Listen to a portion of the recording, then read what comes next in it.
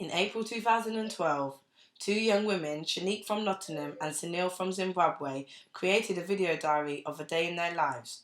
As Shanique prepares to volunteer in Zimbabwe and Sunil prepares to greet her, they exchange their thoughts, hopes and fears. I'm just coming back from church here in Matete in Zimbabwe. But before I go back to this evening service, 7 p.m. is the time we start. I have to prepare the evening meal, which today is gonna be pork and vegetables. So I'll make it quicker and prepare the dish before I go back. My son, Spamandla, is here with me, assisting me, keeping things in place. He's such a lovely son, a dear son, and a friend to me. I love him. I thank God for this wonderful son. He's ever so handsome. He seems to be very responding well to the medication that the doctor prescribed him. And I've given him the first drop this morning, and I hope he's getting well. My alarm clock wakes me up in the morning. Sometimes my waking dreams do show that I worry about what's going to happen in the day, what I'm going to do, where I'm going to go. But most of the time I don't really dream about much. My mum and my brother are in the house with me this morning, and I don't really have to plan my day around them. We just go our separate ways and do our own thing. Today I'm off to college and I basically just study. I'm doing English, language and business, and go to my lessons, revise, do work. I'm studying at college so I can make something of my life, so I can go to university, and I hope that I'll achieve it. I do think that I can achieve it, I just have to work hard for it. My hopes are that obviously I will succeed in life, I will make something of myself. My fears about not making it, basically. I woke up late today because I didn't get enough sleep. My son is not feeling well at all, and he cries a lot at night. He's got a dry cough, but I hope he gets well soon after the medication I gave him yesterday.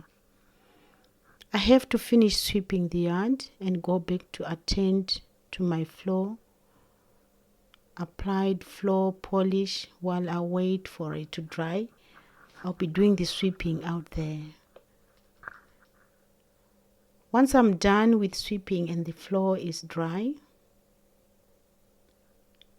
it will be time for tea.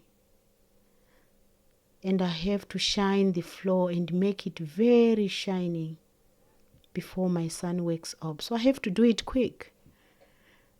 I have to bath him and give him a good care and medication before I start preparing tea for everyone. This involves my mother-in-law and the brothers-in-law, which I now live with. I appreciate the education system up here because it's free and everyone has the opportunity to go to school, go to college, get a good level of education, which some people don't have. The employment opportunities at the moment aren't really great. I have been unemployed for how long now, and it's really difficult to get a job in this current economic climate.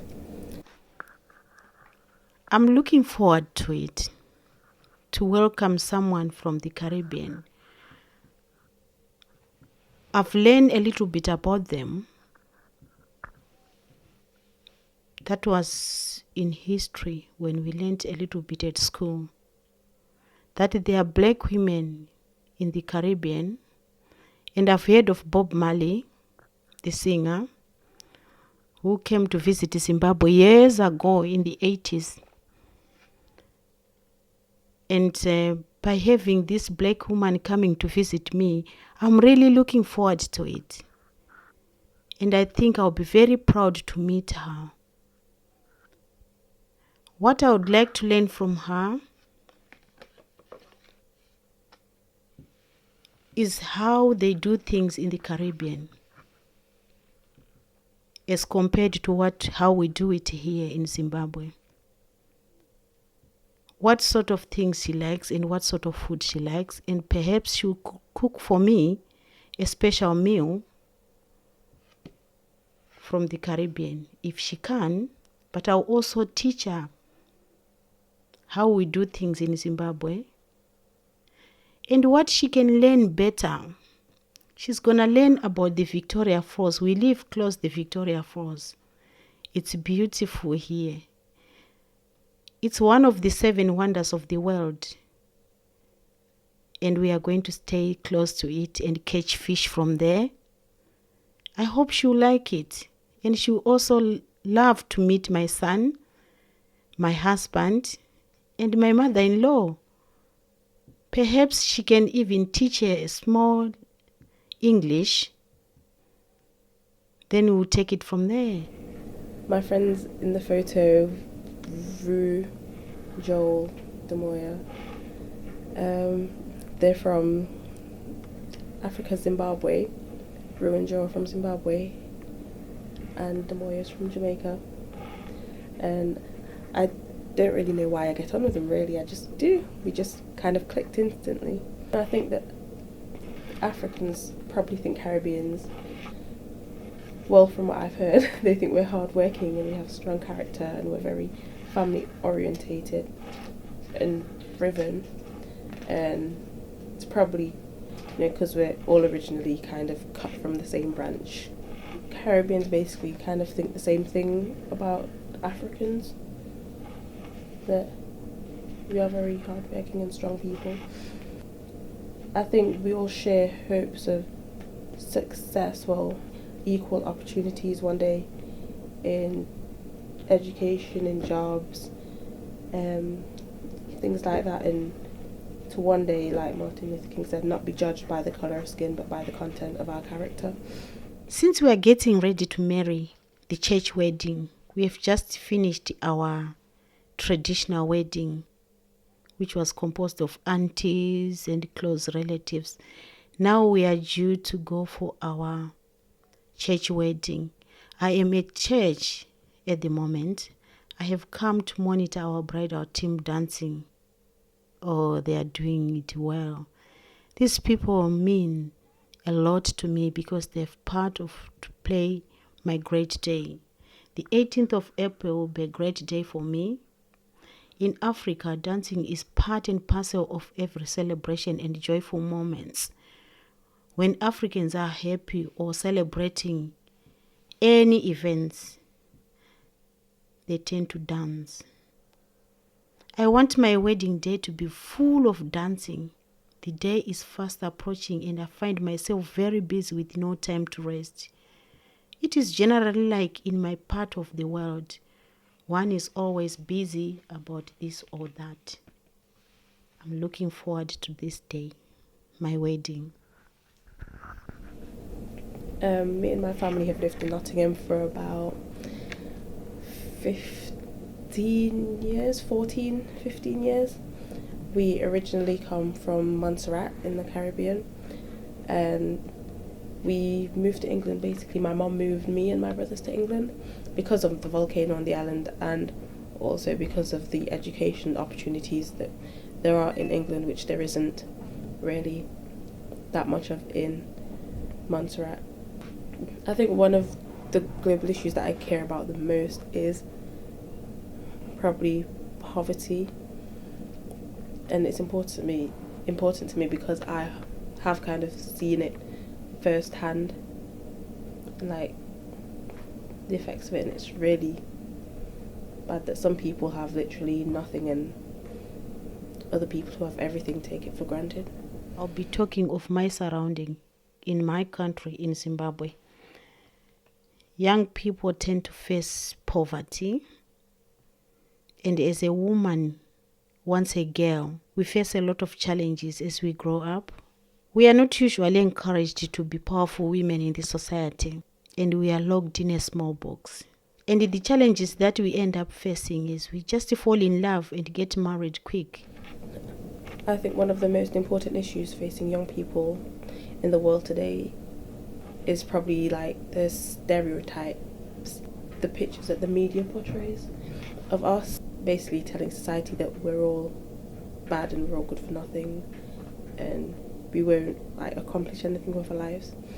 And I think that's in the UK anyway, that's one of the main kind of issues for young people, that everyone has this negative view of us. Here in Zimbabwe, things hasn't been working very well politically, and which has disadvantaged a lot of generations to get good opportunities. Young people has to go back into education. There is also fear for HIV and AIDS, the way it's spreading. Even though I'm a married person, I don't know what tomorrow is for me and what it means because of HIV and AIDS. So health-wise, things are not good. So my fear is also for my son, who is now a toddler, not knowing what will happen tomorrow to bring Zimbabwe up and running economically. I don't even know whether I'll be able to work for him and be able to take him to school and be able to attend university. So the opportunities for my son is a concern at the moment before I even address my own. My reasons for volunteering overseas would be so I could obviously help make a difference and for me to gain, skills, and I'm sure by volunteering that the people I help could teach me a thing or two as well as me going over there and helping them and supporting them. Share my time with them basically and like put in that effort just to help them, to show that, there are people out there who do care and who do want to help make a difference. I would hope to learn whatever there is to learn really. I hope that where I go to volunteer in Zimbabwe, whatever, that the people there could just teach me anything, and I'm just willing to learn anything about who they are as people, their way of life, just to be educated so I'm not so ignorant per se about some of the issues. My hopes and fears about volunteering would probably be, my fears first of all would probably be that I'd be rubbish at it and I won't really be able to help people in the way that I would want to, that I would like to. My hopes would just be that it'll be a new experience and I'd be able to just gain from it, like educationally and personally, and it'll help change me as a person in some way. Before she sets off from the UK, I'm going to ask her to put a different color so that I could identify her. I'll come with my friends to meet her at the airport and I would shout in my language, "Siamukele!" Shinei. And I hope she'll be able to know, since I'm going to also put a placard to welcome her. She will know she's in Zimbabwe because I'll shout her name. At the airport, I'm just about to get on the plane and my mum is saying to me, that she's proud of me, that I'm, going out there, putting myself out there to help other people, and that I should just take care of myself and make the best of it and just have fun and enjoy it at the same time, but work hard as well.